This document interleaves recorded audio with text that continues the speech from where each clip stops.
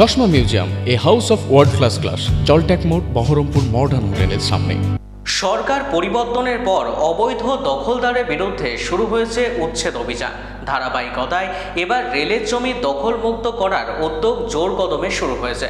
মুর্শিদাবাদের কাশিমবাজার স্টেশনের পর এবার একই চিত্র দেখা গেল মুর্শিদাবাদ জংশন রেলওয়ে স্টেশন সংলগ্ন এলাকায়। রেল কর্তৃপক্ষ স্টেশন চত্বরের ভেতরে দীর্ঘদিন ধরে গড়ে ওঠা একাধিক অবৈধ দোকান সরিয়ে দেয়। আগাম নোটিশ দেওয়ার পরই এই উচ্ছেদ অভিযান চালানো হয় বলে জানা গিয়েছে। ক্যামেরার সামনে আসলে ক্ষতিপূরণ দেবে, রেল ক্ষতিপূরণ দেবে।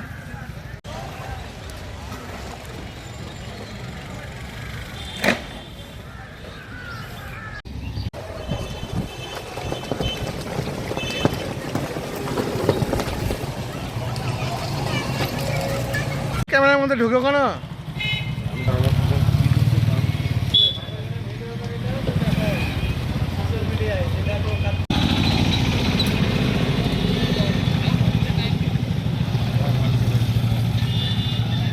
আমরা 20 বছর ধরে আছি, ধরেন 20 বছর ধরে আছি, কিন্তু আমাদেরকে যদি আরো 1 সপ্তাহ কি 4 দিন সময় দিত তাহলে আরো তো আমাদের ভালো হতো, নিতে পারতাম। আমরা নিজেরাই তো ভেঙে নিচ্ছি, আমাদের কত কষ্ট করে জিনিস বানানো হয়েছে, এগুলো কি ঠিক হচ্ছে সরকারের?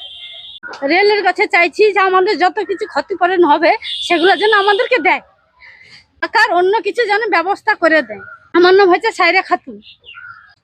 না, খুব ভালো, তার কারণ উন্নয়নের কাজ হোক, কারণ রাস্তার কোলে যাওয়া অবস্থা, টুকটুক যা চলছে, রাস্তাঘাটে যানবাহন যা চলছে, একটা এমার্জেন্সি যদি রুগী নিয়ে যাওয়ার সত্যিকারে যে নিয়ে যাবে তাড়াতাড়ি সে টাইম পায় না।